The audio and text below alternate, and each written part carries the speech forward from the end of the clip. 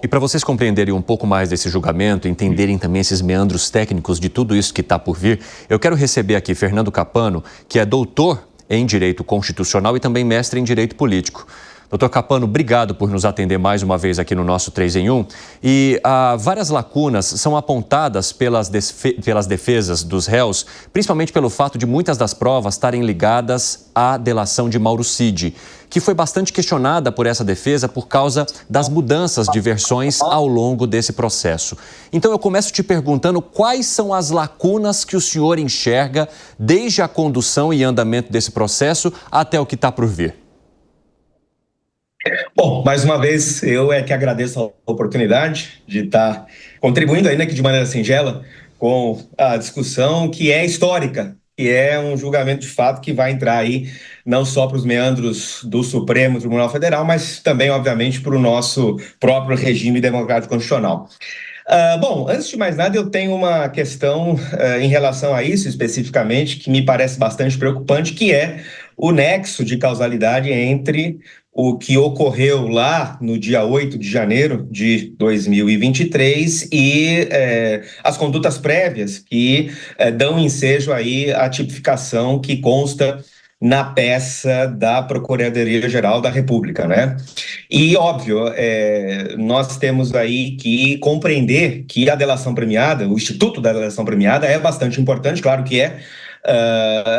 Estamos aí em busca, não só neste processo, mas em qualquer outro em que se usa o Instituto da Delação, estamos em busca da verdade real. Isso é bastante importante que o público possa compreender, mas eu preciso chamar a atenção para uma questão que me parece bastante importante, que é o fato da delação premiada, ou do Instituto da Delação Premiada, não servir como base fundamental para lastrear o tal do decreto condenatório, se é que ele virá.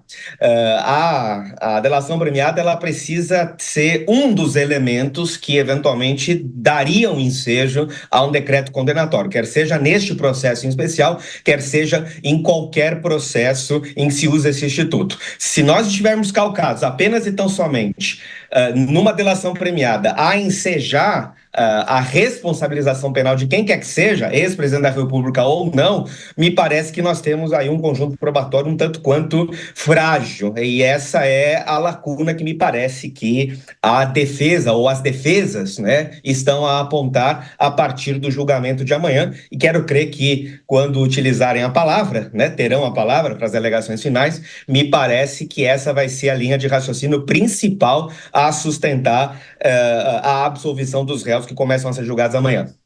Doutor, uma segunda lacuna seria a rapidez ou a suposta rapidez apontada pela defesa para andamento desse processo. No seu ponto de vista, houve uma agilidade muito grande na maneira como tudo foi conduzido desde o começo até agora, o momento do julgamento?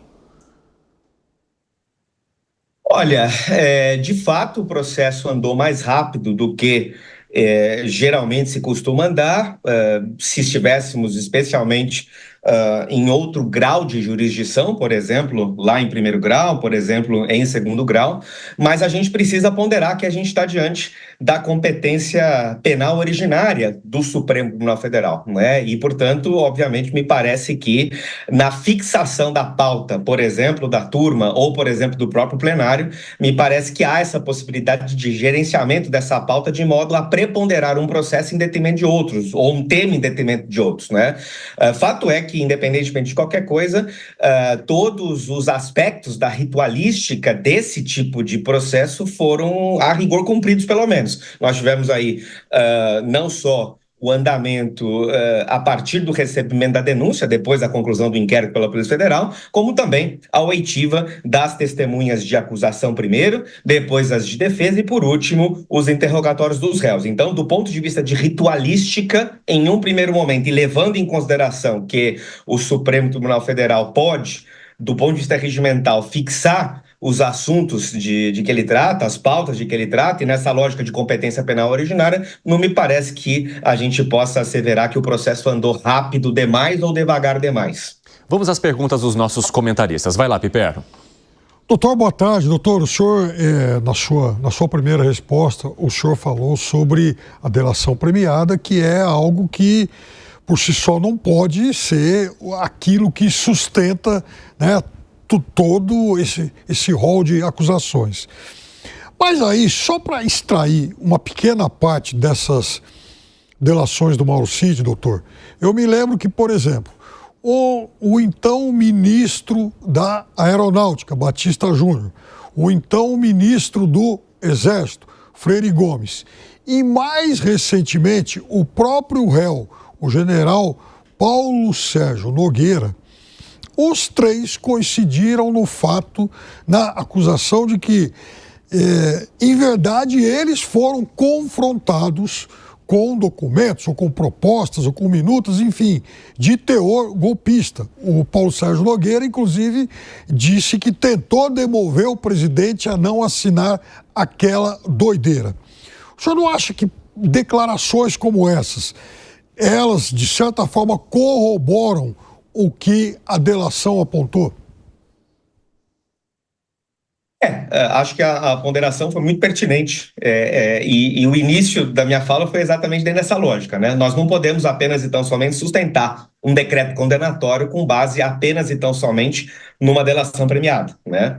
Agora, se a delação premiada se harmoniza com outras provas que a rigor são produzidas, quer seja as provas documentais, quer seja, por exemplo, eventuais áudios a serem analisados, como foi o que ocorreu naquela ocasião, ao longo da instrução probatória, quer seja ainda as testemunhas arroladas pela acusação e até mesmo pela defesa, e fechando isso com os interrogatórios dos réus, se eventualmente todas as provas possuem uma linha de harmonia, aí sim não dá para dizer que apenas e tão somente a delação premiada é o que levaria a responsabilização dos réus que começam a ser julgados amanhã. E essa é a discussão, este é o ponto, essa é a questão que me parece que precisa passar pelo crivo dos ministros a partir de amanhã, né? Nós não podemos, em hipótese alguma, independentemente da gravidade das condutas que estão sendo analisadas, e de fato são tipos penais muito graves, né? Mas nós não podemos apenas e tão somente, em consequência da nossa vontade política, né, imaginar que a gente possa, por exemplo, desprezar requisitos processuais penais e de direito penal clássico básicos, exatamente porque a gente quer que o sujeito seja ou não seja condenado. Eu confesso a vocês, e vou ser muito objetivo nesse aspecto, eu tenho, antes de mais nada, uma dificuldade tremenda em anuir, embora isso esteja previsto, inclusive do ponto de vista constitucional, mas eu tenho uma dificuldade tremenda em anuir com essa competência originária penal exercida pelo Supremo Tribunal Federal. É difícil imaginar em qualquer outro tipo de ordenamento jurídico uma Suprema Corte que é, ao mesmo tempo, cúpula do Poder Judiciário, é também corte essencialmente constitucional e, por fim, ainda exerce competência penal originária. Me parece que isso precisaria ser, a meu juízo, repensada pelo legislador constituinte derivado, ou seja, aquele que, eventualmente, pode reescrever a Constituição, obviamente, dentro de certos limites. Não me parece, sinceramente, que o Supremo Tribunal Federal, com todo o respeito que devo ao Supremo, o Supremo prestou, presta e prestará relevantíssimos serviços ao ambiente democrático brasileiro, mas não me parece que o Supremo tenha, de fato, vocação para, em única instância, julgar e fazer crivo sobre esse tipo de conduta na lógica da competência penal originária. Doutor Capano, vamos ao Bruno Musa agora. Vai lá, Musa. Doutor Capano, muito boa tarde, obrigado pelo seu tempo. Bom, a minha pergunta ia justamente nessa linha final do seu discurso do momento atual brasileiro. Dito isso, essas críticas extremamente construtivas, na sua opinião, que eu assino embaixo, como nós podemos voltar a um ambiente de normalidade quando a gente vê que supostamente a última instância ultrapassa determinadas linhas? Como voltarmos a um ambiente de normalidade para que nós possamos, de novo, trazer o país, independente do espectro político e ideológico, a simplesmente a cumprir uma Constituição como está escrita? Pois é, uma questão realmente bastante complexa e também que me parece de uma pertinência contemporânea extrema.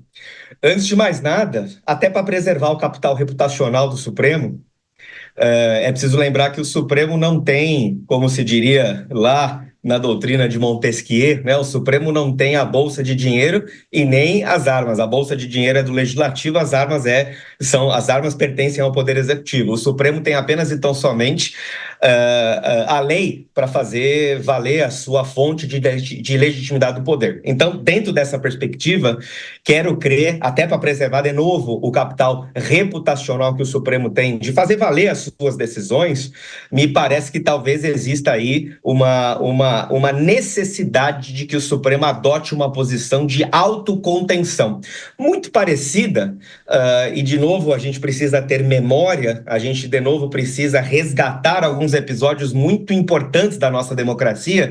Nós precisamos talvez de um comportamento que havia na chamada Corte Moreira Alves, lá em 1990, lá na década de 90, em que a Constituição da Nova República ainda era bastante jovem, né?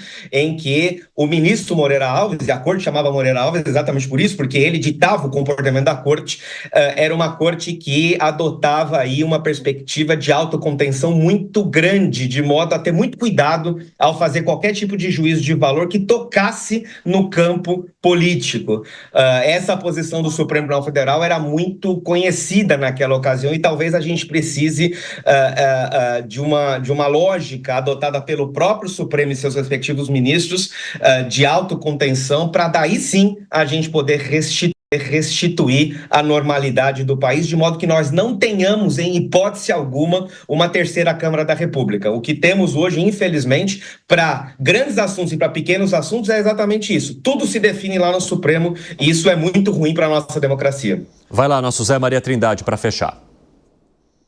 Pois é, doutor, eu concordo com o senhor de que o Supremo não tem aparato para julgar situações como essas de crimes comuns, né, na área penal. A Constituição foi preparada para o STJ ser a última instância, né, de julgamento, e o Supremo seria realmente o controle constitucional, né, que é muito nobre, muito importante. Mas esse julgamento vai mudar algum tipo de trâmite ou de raciocínio no mundo jurídico brasileiro? Porque geralmente eu costumo dizer que o que acontece no Supremo, isso é replicado nas varas em todo o país. O senhor acha que este julgamento muda alguma situação aí nos julgamentos pelo país? Isso me parece muito pertinente, porque de fato toda e qualquer lógica adotada pelo Supremo no exercício da sua jurisdição acaba, infelizmente, ou felizmente, né, por óbvio, não podemos só falar coisas ruins acerca do Supremo, que, insisto mais uma vez, já prestou relevantíssimos serviços e presta ainda para a democracia brasileira, mas toda e qualquer atitude por parte do Supremo no exercício da sua jurisdição, entregando, né, jurisdição, reflete, por óbvio, em todos os demais membros do Poder Judiciário, em todas as esferas e em todas as dimensões do Poder Judiciário.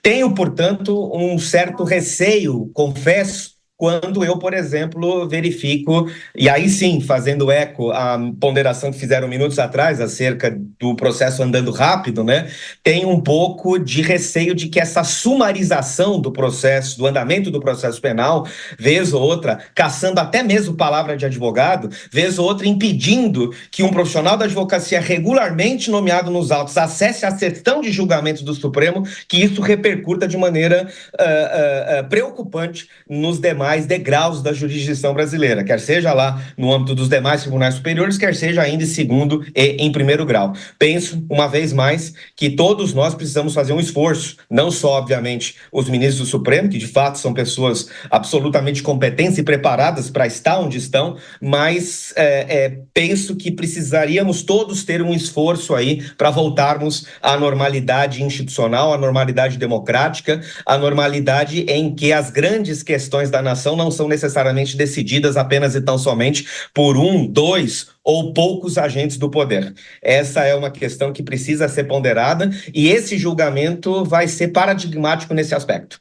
Doutor, caso o Jair Bolsonaro seja de fato condenado, o que sobra de recursos à defesa? Depende.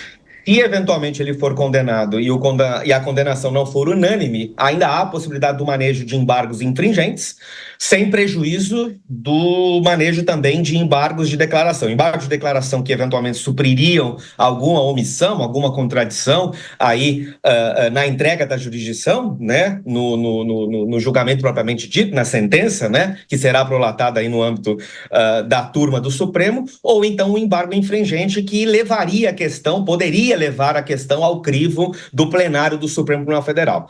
A gente precisa lembrar também, ainda que isso não seja mais indiscriminado, mas a gente ainda tem o instituto do pedido de vista, né? Um dos ministros pode eventualmente pedir vista e parar o julgamento a partir desse pedido de vista. E aí, do ponto de vista regimental, há um prazo para que ele retorne para julgamento, mas isso pode atrasar também a prolação da própria sentença. Doutor, só para a gente fechar a nossa conversa, nós temos uma pergunta também de quem nos acompanha sobre o fato de Tarcísio de Freitas, caso se coloque como candidato à presidência e seja eleito, dizer que a primeira ação que ele tomaria seria o indulto a Jair Bolsonaro. E aí vem uma pergunta do Bruno Leandro, que é a seguinte: em um cenário em que Tarcísio é eleito presidente em 2026 e concede indulto ao Bolsonaro, o STF poderia derrubar esse indulto? É bastante futurística e depende de muitos elementos. Mas, olhando para o final da pergunta, o STF poderia derrubar um possível indulto de um presidente da República que dê esse benefício a Jair Bolsonaro lá na frente, caso ele seja condenado? Pois é. O indulto parte do pressuposto de um exercício de vontade quase que discricionária do presidente da República. Foi assim que quis o legislador constituinte original lá por ocasião da nossa Constituição de 88.